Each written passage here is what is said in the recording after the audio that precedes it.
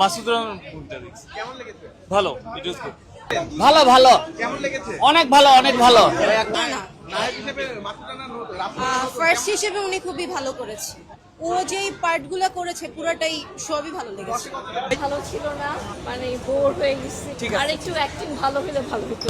টাকা সময় দুইটাই লস, টাইম মানে দুইটাই ওয়েস্ট হয়েছে। গার্বেজ। ওয়াজ এভারেজ।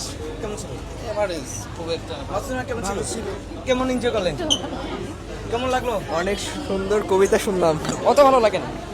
ছবি ভালো না, কিন্তু নায়ক ভালো অভিনয় করছে। ভালো অভিনয় করেছে। আচ্ছা, নায়কটা সুন্দর বাট খুবই বাজে ছিল। কেমন ছিল? টাইম মানে দুইটাই ওয়েস্ট হয়েছে। কেমন ছিল? ক্যারেক্টার বিল্ড আপ করতে পারে।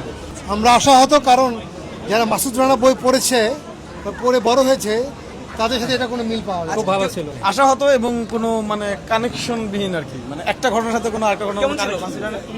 মিডিয়াম। ভাই কেমন ছিল? টাকা সময় দুইটাই লস। কেমন ছিল? বাংলাদেশের নাটক অনেক ভালো। পুরো বাংলা ছবি। কেমন ছিল মাসুদ রানা?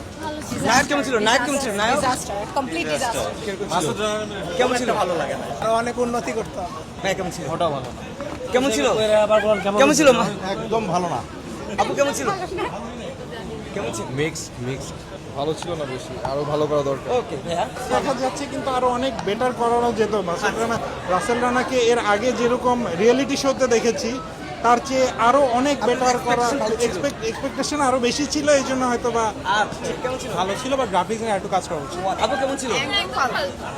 হ্যাঁ, একদম ভালোই বাজে, খুবই বাজে। কেমন ছিল? অনেক ভালো লাগছে ভাইয়া। কার অভিনয় সত্যি ভালো ছিল?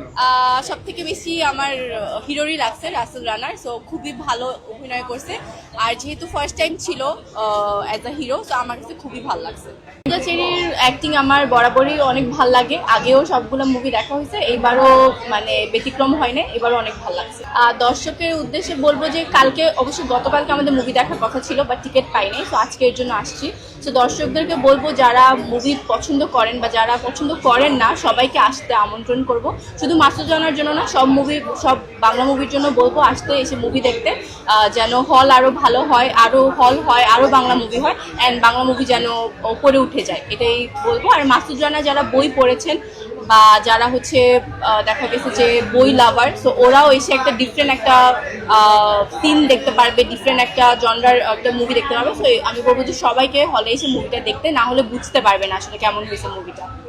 আমার মনে হয় প্রথম যে কারণটা আমি বলবো সেটা হচ্ছে যারা বই পড়ছে, আমি বারবার এটা বলবো যে যারা বই পড়ছে, তো বই থেকে আমরা অলওয়েজ একটা ভিজুয়াল করি যে এটা এরকম হবে, এটা এরকম হবে। তো মুভিতে এখানে আর ভাবার কোনো মানে ভাবতে হবে না, এখানে এসে ওরা ওইটাই দেখতে পারবে। তো এটার জন্য আমি বলবো দেখতে আসতে। সেকেন্ড যেটা বলবো, এখানে সবার অ্যাক্টিং অনেক ভালো ছিল।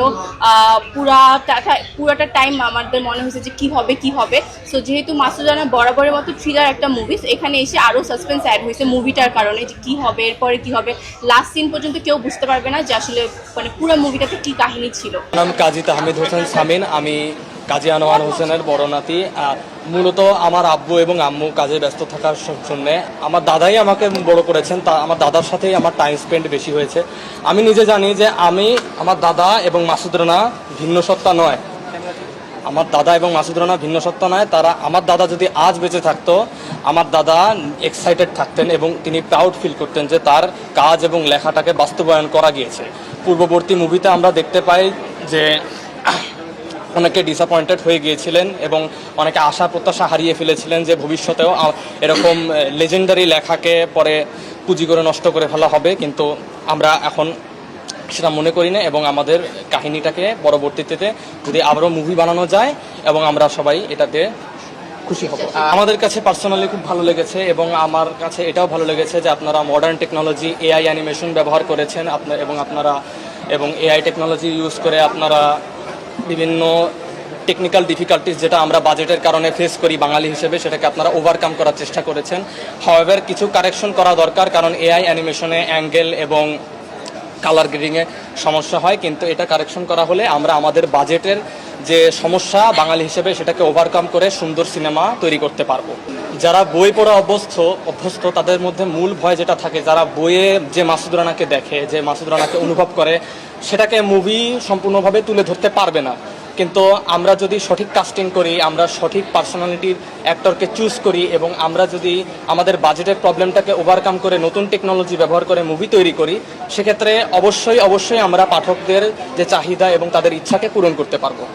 অ্যাডাপ্টেবিলিটি, টেকনোলজিক্যাল অ্যাডাপ্টেবিলিটি, আমার দাদার যে অ্যাবিলিটিটা ছিল, 1960 সাল থেকে যেহেতু মাসুদ রানা লেখা শুরু করেছেন এবং ওনার লেগাসি কন্টিনিউ করার জন্য ওনার বছরের পর বছর নতুন টেকনোলজি, মিলিটারি ওয়ারফেয়ার এবং নতুন জেনেভা কনভেনশন সহ পুরো দুনিয়ার জিওপলিটিক্স সম্পর্কে ওনার জ্ঞান ধারণ করতে হয়েছে এবং নতুন টেকনোলজিক্যাল এরা এবং নতুন জেনারেশনের যে চিন্তা ভাবনা এবং ধারণা এবং তাদের চাহিদার উপর ভিত্তি করে উনি নিজেকে বিবর্তিত করেছেন এবং পরিবর্তিত করে তার লেখাকে তিনি পরিবর্তিত করেছেন তার আমলে থাকা টেকনোলজির উপর ভিত্তি করে। যেমন 1960 সালে বাংলাদেশে যে ধরনের টেকনোলজি বা পুরো বিশ্বে যে ধরনের টেকনোলজি দ্বারা ক্রাইমকে সলভ করা হতো, বর্তমানে কিন্তু তা করা হয় না। উনি যদি আজ জীবিত থাকতেন এবং তিনি যদি বই লিখতেন, তিনি এখনকার এআই টেকনোলজি এবং এখনকার মোশন সেন্সর এবং এখনকার সকল মিলিটারি ওয়েলফেয়ার সম্পর্কে রিসার্চ করে তিনি নতুন একটা বই লিখতেন যেটা আমাদের জেনারেশনকে সন্তুষ্ট করত।